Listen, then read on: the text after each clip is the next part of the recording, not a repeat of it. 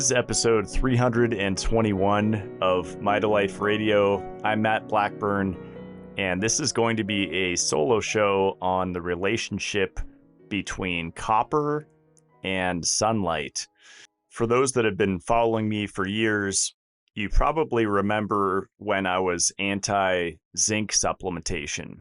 There was a lot of fear spread by myself and big influencers on social media telling people to never supplement zinc.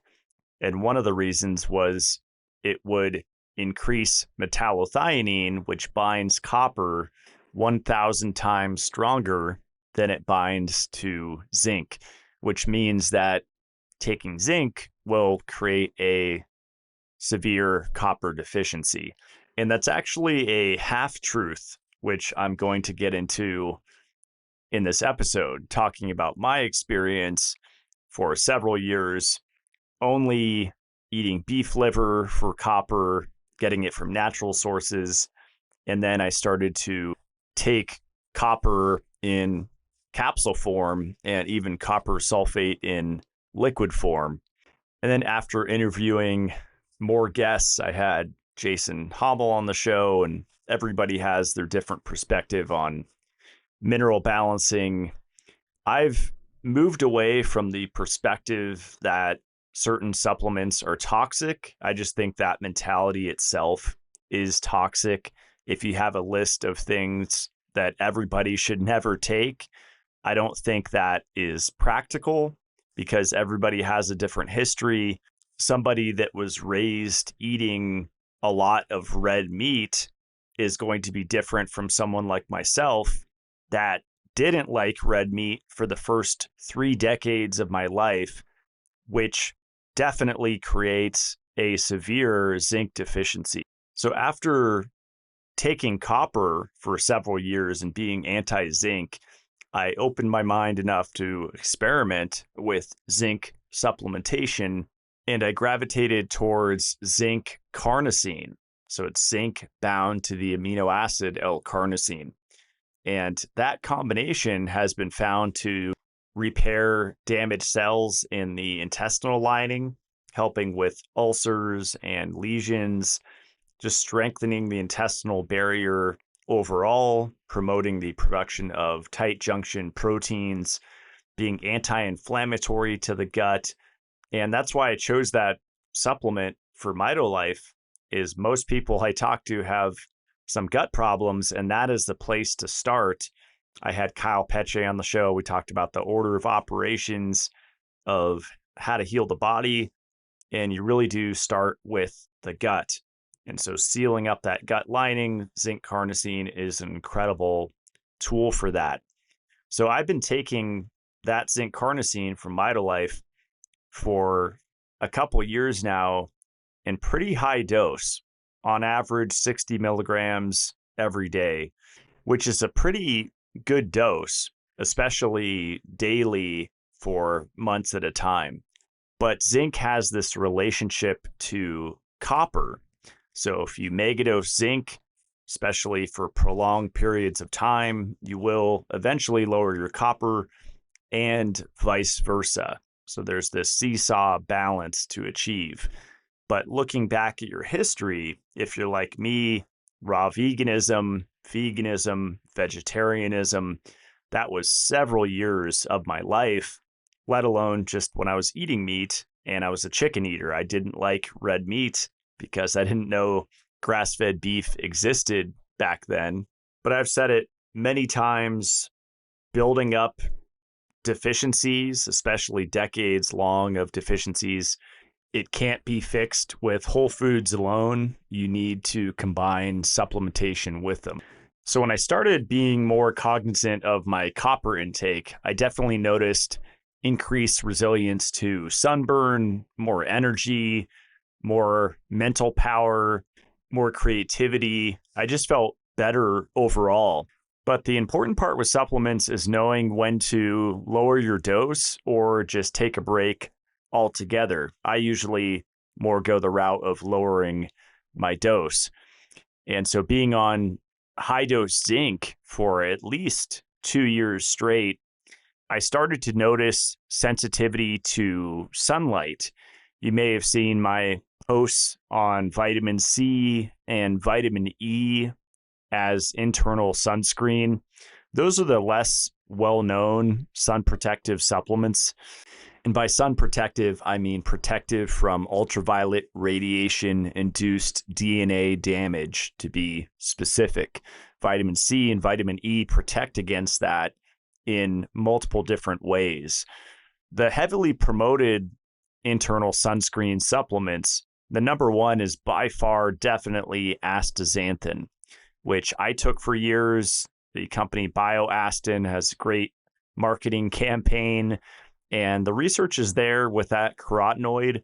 But if I had the choice between supplementing a vitamin or a mineral, I would definitely take that above a carotenoid. We don't have essential carotenoids, but we have essential vitamins and minerals. And that's another reason why I'm happy to still be sharing health information, is because I see these glaring gaps in people's consciousness, putting carotenoids like astaxanthin above vitamin C and E as a priority to supplement. And I'm talking about alpha tocopherol, but mixed tocopherol ideally, and ascorbic acid. Those are the specific forms of vitamin C and E that are the most important. And I've said it before, ascorbic acid protects the water-soluble components of the cell, and vitamin E protects the fat-soluble parts of the cell, like the lipid membrane that is prone to oxidation. And the function of those two vitamins combined are orders of magnitude greater than the functions that you would get from astaxanthin supplementation. Not to say that astaxanthin should never be supplemented. Again, going back to what I said, I don't believe any supplement is toxic anymore. It's all about balance. So if you megadosed fish oil, you'd probably be okay if you megadosed vitamin E along with it. Not that I recommend that, but in the winter, when I start taking more cod liver oil, I definitely increase my intake of vitamin E alongside it. So getting back to my story, incredible results from copper supplementation. I felt superhuman, and then to a point that stopped and it started to reverse. And granted, there were variables like blood donation, which just doing that twice, I overdid it and caused iron deficiency because I was probably already iron deficient, not eating red meat for the first 30 years of my life. And then you stack on top of that viral infections, damage to the gut. People often highlight parasite infections, but I think that's way downstream. The other things I mentioned are very common, and of course it all plays together. But iron deficiency to me is more common than iron overload. And copper deficiency exacerbates iron overload because iron has a lot of cofactors with it. There's B vitamins like vitamin B12, vitamin B9, and vitamin B6 are the big three that are involved in iron metabolism. And this is one of my favorite aspects of health, is the relationships between vitamins and minerals.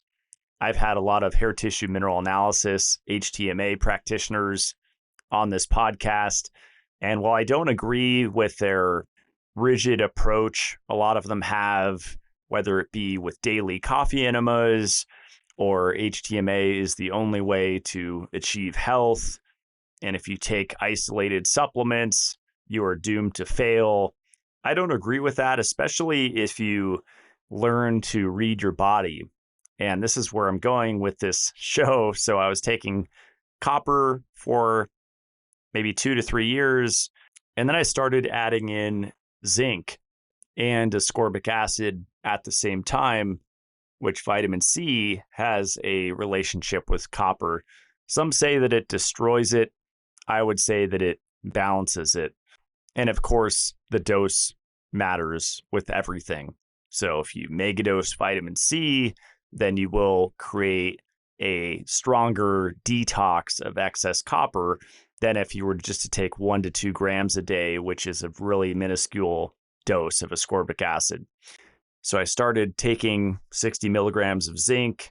I was on that for probably 2 years. And then this summer, I went out on the wave runners. Sometimes they're called jet skis, but the things that go on the water and you could rip around. We were on the river, probably about 5 hours, full sunlight. I was in my swimming trunks, and I got roasted like a lobster. It was the worst sunburn of my life. And I started to think about it because I'm taking vitamin C, I'm taking vitamin E, I'm following my own advice. And maybe it was that I didn't titrate up and start slow with building my summer tan, but this was an extreme burn. I was peeling 3 to 4 weeks later. So whenever I have an event like that, I start to question my own belief system, and just meditating on it, I remember the relationship between copper and melanin. Without copper, you can't make melanin, and melanin is the body's internal sunscreen. So I started to put 2 and 2 together. I was supplementing high dose zinc carnosine without copper for months on end for a couple of years, in addition to ascorbic acid, which people use those two in orthomolecular medicine for copper toxicity that will cause a copper deficiency over time. And I knew this going into it, but I just thought that it would take longer because, again, pretty much 30 years without almost any red meat. So that's the cool thing about symptoms. A lot of health practitioners out there really downplay symptoms, and chasing symptoms is a phrase they use often, that will get you lost and you'll just be chasing your tail, which is totally untrue. So let's talk about the role of copper in the body. Energy production. Copper is needed to produce 30 to 40% of the energy that fuels our system. It's needed in the last part of the Krebs cycle, called the electron transport chain. You need copper to have balanced emotions. So dopamine beta hydroxylase is involved in the conversion of dopamine to norepinephrine in the brain. So a deficiency in copper could lead to dopamine toxicity, dopamine excess. As I alluded to earlier, it's involved in iron metabolism, specifically the ferrooxidases, one of which is called ceruloplasmin. Those catalyze the oxidation of ferrous iron when it's transferring iron from storage to bone marrow for hemoglobin production. And that reduced activity, if you're copper deficient, will result in potentially iron deficiency. Any skin abnormalities could be caused by copper deficiency. So there's an enzyme called lysyl oxidase, and that is involved in the cross-linking of collagen and elastin in the connective tissues. So the deficiency of that can result in bone abnormalities and diseases that involve connective tissue and blood vessels.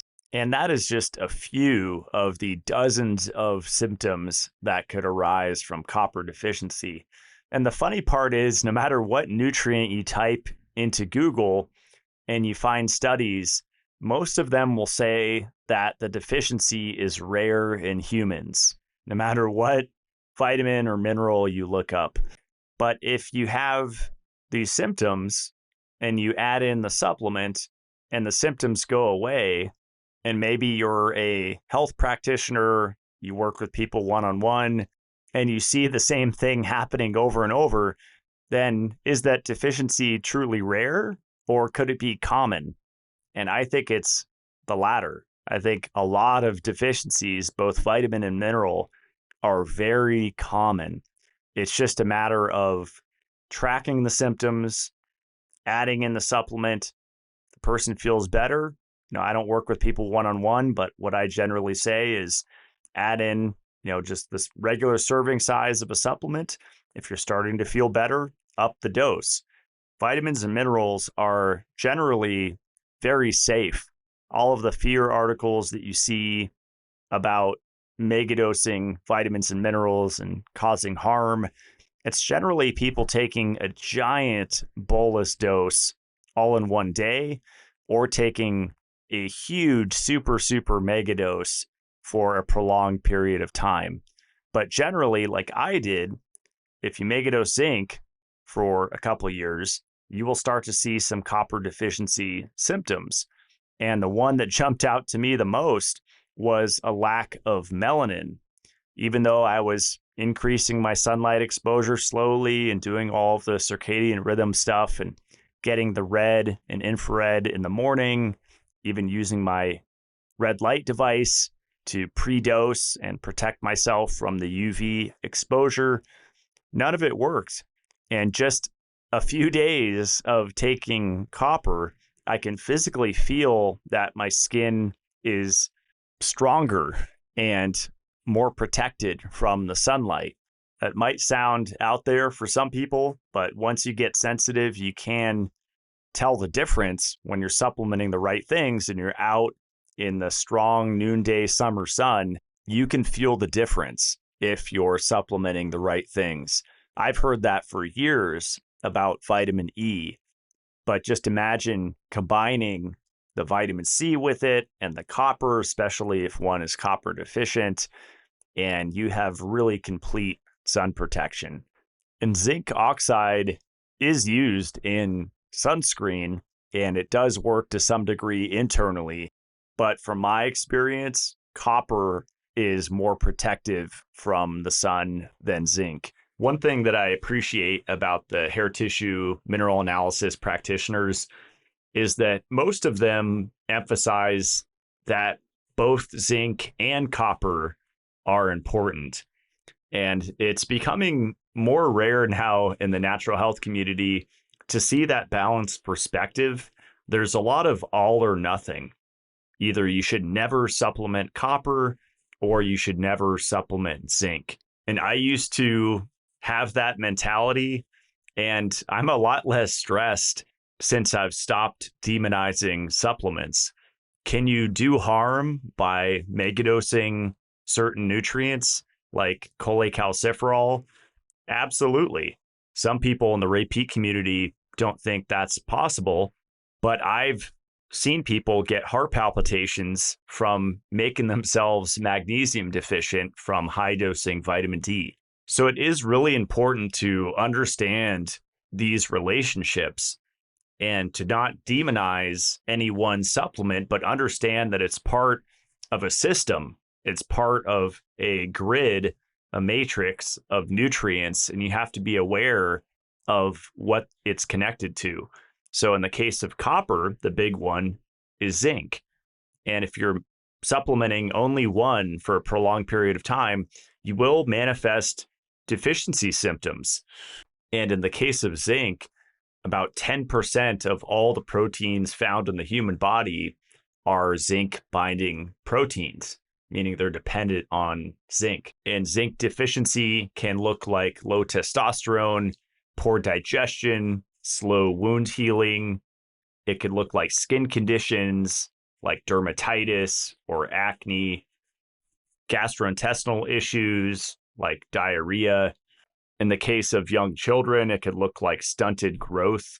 Zinc deficiency could look like mood disorders, either bipolar or depression, because zinc interacts with brain-derived neurotropic factor, and a deficiency in that decreases neurogenesis, and depression is linked with that.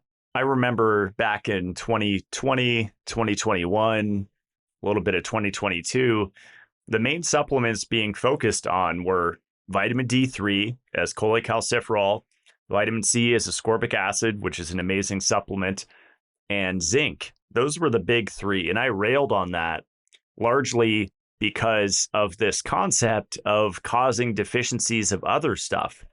So specifically high dose zinc and high dose ascorbic acid for an infection for a prolonged period of time, for months on end, or potentially years, that will deplete copper. And so it doesn't mean you have to megadose copper, but it means that you have to be cognizant of the copper that's coming in. And whether you opt for a whole food source, which to me would not be enough, or you combine whole food sources of copper with supplemental copper, which is what I do, then you could keep up on it and keep that balance in check and look for symptoms of either zinc deficiency or copper deficiency. And if someone's not in tune and they want to go by tests like HTMA and or the oligoscan, that's great. You can absolutely do all of it too. I just prefer to be in tune with my body and watch for symptoms. And lately, this summer, I've definitely noticed a decreased resilience to ultraviolet exposure from sunlight. And like I said, I'm doing everything right. I mean, I'm forced to be outside. I work with a lot of contractors, plumbers, and electricians, even as I'm back on my lake property now and getting things dialed in. With the help of my friends, Jared and Andrea, I planted a bunch of new fruit trees recently. So I'm getting my orchard expanding with nectarines and peaches and plums and cherries. And my strategy is long sleeve, breathable shirts, pants. I don't care about the material. I don't get crazy about that. A wide brimmed hat if I'm out for a while. And if I'm going to be out all day, again, on the wave runner, on the lake, on the river, then I'll definitely apply a clean zinc oxide sunscreen next time that I'm out there. But for the most part, you should be able to use a combination of shade, a big hat, long sleeve top, pants. That is my personal strategy, and sunscreen is my last resort. And my first line of defense before everything is the internal sunscreen of vitamin C, vitamin E, and copper, and zinc to a lesser degree, because from my experience, zinc did not help me out from the sun. So it's mainly, if I just had to say three, it would be vitamin C, vitamin E, and copper are the big sun protectors. I'd like to dive into the biochemistry now of how copper protects from excess ultraviolet light. There's a disease called Menkes disease. I don't know if I'm pronouncing that correctly, but it's Menkes disease. And it's a disease of hypopigmentation. And that occurs because of a genetic copper disorder. Copper is the metal ion required for pigmentation because it's a cofactor for the enzyme called tyrosinase. And tyrosinase is required to produce melanin, which is what makes me white and other people have darker skin. So it's the pigment that affects skin, hair, and eye color. And what most people don't know is there's not just one type of melanin, there are several types, and the two primary types are called eumelanin and pheomelanin. I had Dr. Alexander Wunsch on the show, and he expanded on that in depth, which was fascinating. So eumelanin is black or brown, and the pheomelanin is a reddish yellow pigment. And the melanosome is the place where melanin is produced through that process called melanogenesis. And it's also responsible for the transport and storage of melanin as well. And copper is found in high concentrations in human melanosomes. And what's interesting in the literature, they've found that copper inside the melanosome, not even bound to tyrosinase, plays a role in eumelanogenesis.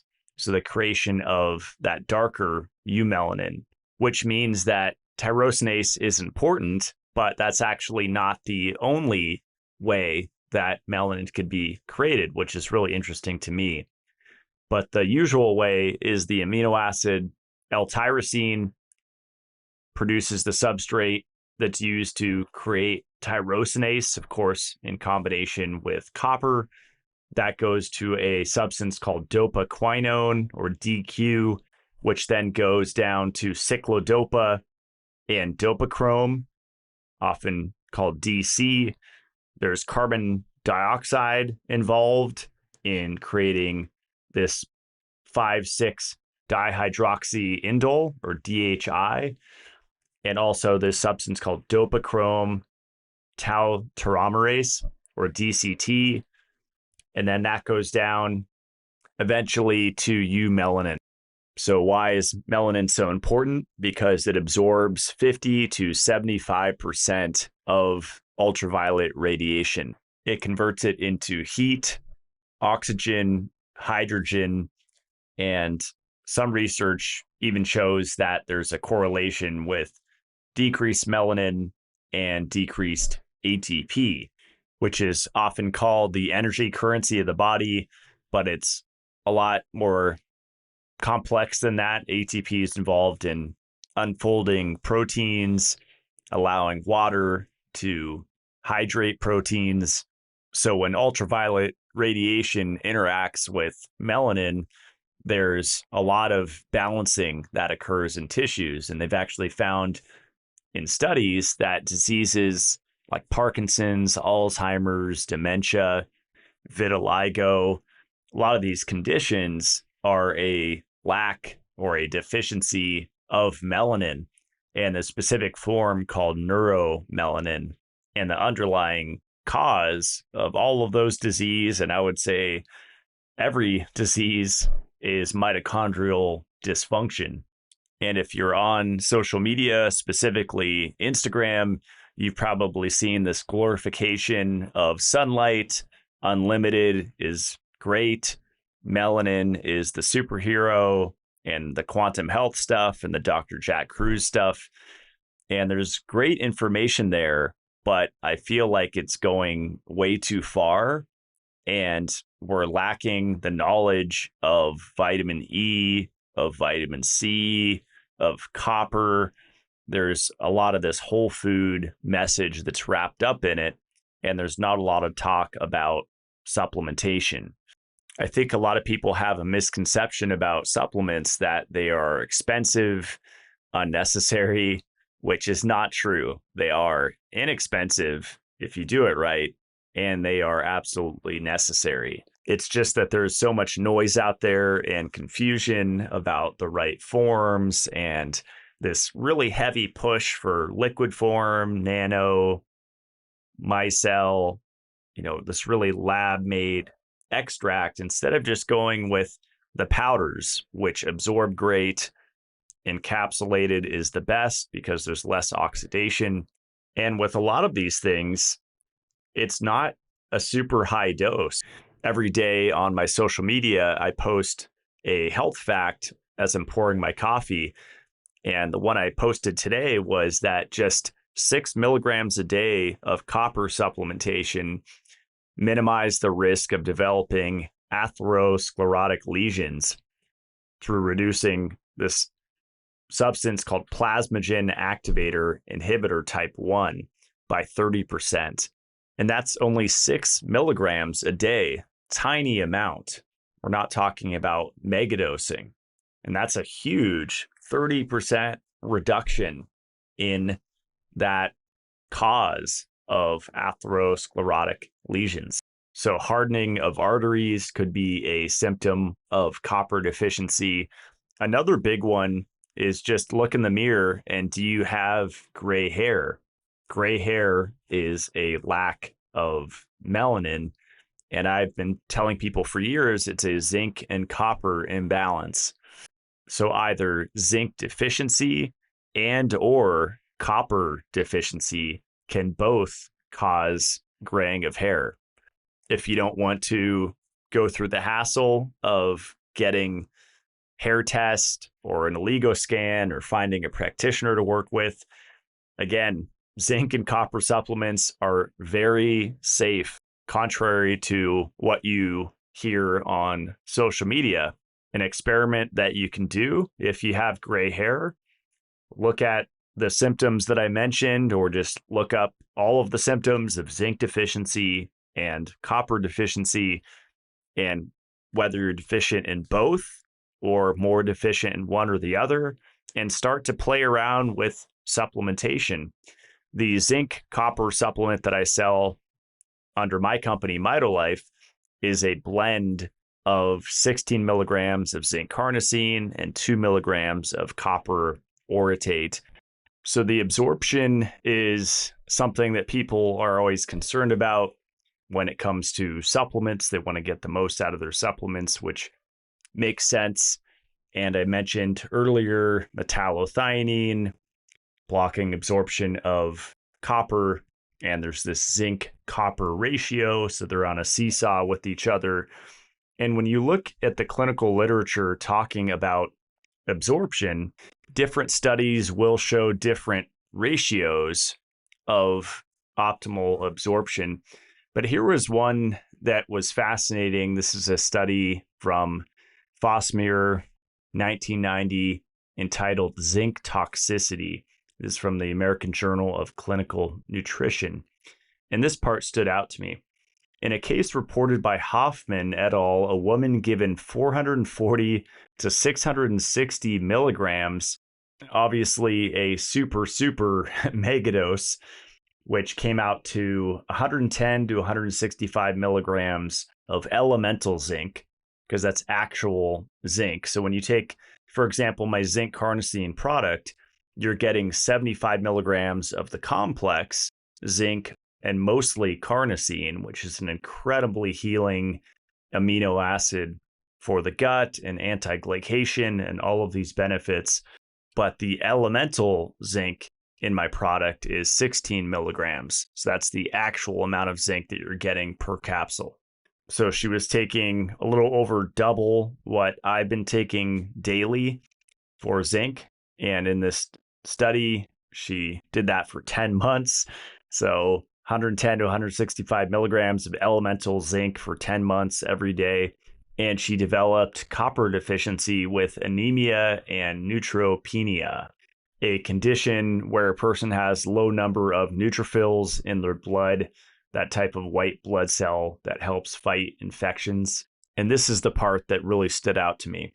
Interestingly, resolution of the copper deficiency was not accomplished by cessation of the use of the oral zinc supplement and the inclusion of oral copper for 2 months, but required an intravenous administration of cupric chloride solution over a 5-day period. This would suggest that elimination of excess zinc is slow, and that until such elimination occurs, the intestinal absorption of copper is blocked. But remember, that was a huge dose of zinc. It goes on to say when 11 healthy male volunteers were given 300 milligrams of zinc per day for 6 weeks, several indices of immune function were depressed when compared with values obtained just before supplementation. However, lower amounts of zinc, 100 milligrams a day, given to an elderly population for 3 months did not alter any indicators of immune function. So from what I've seen in the literature, once you go over 100 milligrams or even get close to 100 milligrams, that's where really the danger zone starts. And that's why I've been averaging for a couple of years around 60 milligrams a day. But as I've mentioned, I've noticed copper deficiency symptoms largely being highly sensitive to sunlight. I'll read one more part of this study. It says, although the mechanisms by which copper and zinc are absorbed into enterocyte are not known, it is thought that once within the absorptive cell, the metals likely interact within the intracellular pools. Synthesis of metallothionein, a low molecular weight cytosolic protein with high affinity for many heavy metal ions, is strongly induced by zinc. That's why zinc is a really powerful heavy metal detox tool. Even consume low dose. You don't even have to do the 60 milligrams or the megadose. Even just 1 or 2 capsules a day, 16 milligrams, 30 milligrams, you'll still get a pretty good heavy metal detox effect. The study goes on to read, The binding affinity of metallothionein for copper is much greater than it is for zinc. Consequently, copper may be sequestered within the absorptive cells of the intestine and thus unavailable for utilization elsewhere in the body. The greater the intake of zinc and the lower the intake of copper, the greater the potential for copper sequestration and ultimately copper deficiency. This is a really complex topic, so if I lost you there, that's okay. I'm just trying to shine light that this is a very complicated topic. It's not super cut and dry. As I used to say, as a lot of health influencers have said, that if you supplement zinc, you're going to die, you are going to become copper deficient no matter what. Just absolutely not true. There are all these gray areas, and it is very, very complicated. But to simplify it, I would not rely on serum copper blood tests or blood tests in general. Really not a fan. A couple things are great. Serum ferritin, very accurate marker of iron deficiency. Another one worth getting is the 25 hydroxy vitamin D test, the 25 OHD test to see your vitamin D levels, and that can show you your chance of calcification and give you a lot of information about your body. Beyond that, I would really go for the hair tissue mineral analysis and or the oligoscan. If I could only do one, it would be the oligoscan, which is a spectrophotometry test shining light into the hands. And it's not a quantum energetic thing. It's a very scientifically valid way to measure your tissue levels of vitamins and minerals. And it does show copper and zinc on that test. So that would be a good way to track where you're at with your supplementation as well. And I think above everything, symptoms are incredible to go by. How's your libido? How's your mood? How is your energy levels? And if you supplement off those things and libido goes up when it was low, energy goes up when it was low, your mood gets better. Personally, I can tell the difference immediately with all three of those categories with different supplements. So if you get to that level, then you really go beyond testing. And that is the ultimate way because you can really feel what you're taking and adjust accordingly. So for those of you that have never supplemented either zinc or copper, I think it's a great idea to look into my Mitolife Zinc Plus product, which contains the zinc, 16 milligrams of zinc carnosine with 2 milligrams of copper orotate. And take that with your biggest meal. And if you're looking to get in more zinc, then I also offer just zinc carnosine by itself. And this is the caveat that I wanted to make with this show. Of all the supplements I've ever taken, copper is the one that's given me the most nausea. And that's happened every time when I take it on an empty stomach, or even if I take it with a light snack. When I don't get nausea, it's when I have it with ground beef or a steak or a complete meal. And I haven't found exactly what components take away the nausea, but I suspect it's basically red meat that helps me the most. So that is something that you'll have to experiment with, take it with different meals. But my biggest piece of advice is definitely take it with your biggest meal. And because it gives you nausea, does it mean it's toxic? Well, it's toxic to bacteria, to microbes, to parasites. And that is a big reason why it gives people nausea, is it's wiping out a lot of critters in your system. It actually interferes with the cellular processes in parasites, damages their DNA, their RNA, and their cell membrane. But if it's between heavy metals and parasites, because that's a lot of the confusion when people get into human health and detoxification, they often jump right for the helminths and killing the worms.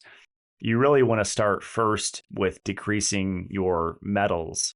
And that's partly why I took high dose zinc for a couple of years, was to clear out the metals. I've also been on magnesium and shilajit for about 14 years.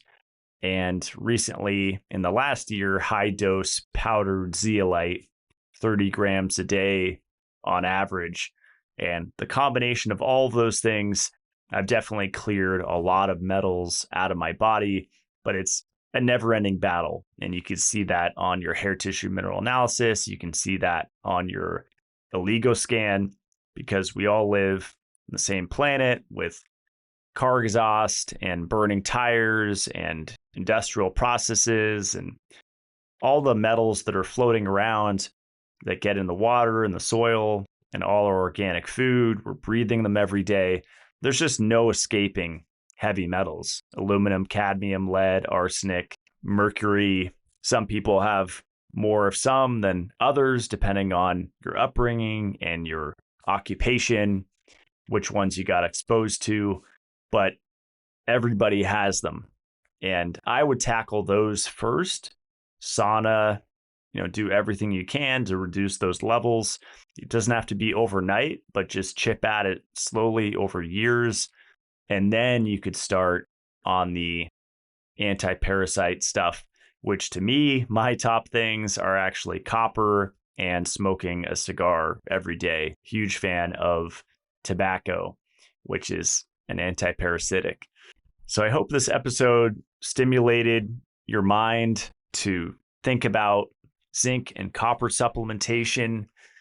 Hope it piqued your curiosity to start experimenting with supplementing them, whether it's my brand Mitolife or other brands. You'll definitely save money if you go with my brand. Currently, both zinc products are on sale. So if you go to mitolife.co, you'll see the zinc carnosine complex and then the zinc plus, which is zinc plus the copper. And if you want to go higher on the zinc, I would suggest get both. If you suspect that you have some copper deficiency as well, or you're very sensitive to UV light like I was this summer, then maybe you'll just want to get the zinc copper and take that, whether it's once a day or twice a day. I did reference that study for 6 milligrams a day of copper. That is a great target. Or you could even try just doubling up and taking 2 zinc plus capsules with one meal. If it's a huge meal, you would get 30 milligrams of zinc and 4 milligrams of copper. I didn't mention during this show that the body stores significantly more zinc than copper, 20 to 50 times more, in fact. So about 1.5 to 2.5 grams of zinc is stored in the human body, whereas copper is in the milligrams instead of grams, 50 to 120 milligrams. And just because there's less copper in the body, it doesn't make it less important. But that is why when I formulated that zinc copper product, the ratio was specifically chosen as 8 times more zinc than copper, which is a safe ratio and one that I came to after looking at a lot of the studies on it. If you just went with copper by itself, which I used to do and experimented with, you will create a zinc deficiency. So my recommendation, what I would do, what I am doing, is take more zinc than copper, even with a copper deficiency, and over time you will reverse that copper deficiency. And I don't think there's any other products like this one that uses zinc bound to carnosine and copper bound to orotic acid or orotate. They don't compete. The absorption is excellent. And that's a product that you can really feel. And just by taking even just 2 milligrams of copper a day, I've felt immune to the sun, which is a relief, feeling like I was getting burned alive out there, even with taking vitamin C and vitamin E as the internal sunscreens. It seems like copper and the copper producing melanin is the most important internal sunscreen that you could do. So check that out at mitolife.co. There are grounding sheets on there. There's shampoo and conditioner. A lot of really interesting supplements that you won't find anywhere else. Really pure, third-party lab-tested Shilajit tablets. And the lab report for that is better than any of the other Shilajits I've seen that people are selling. Actually show the iron content, the copper content, the sodium, potassium, calcium, magnesium, even selenium. It's a really great lab analysis that I do on every batch of Shilajit. Then, of course, really clean vitamin E, really clean vitamin K2, systemic enzymes that are very powerful, jellyfish collagen, high dose melatonin, elk velvet antler, kind of a mix of what you would call some whole food supplements, but mostly isolated supplements. And then you can go to matt-blackburn.com and see all of my recommended products from other brands. On the front page there, you see the top 9 products that I recommend.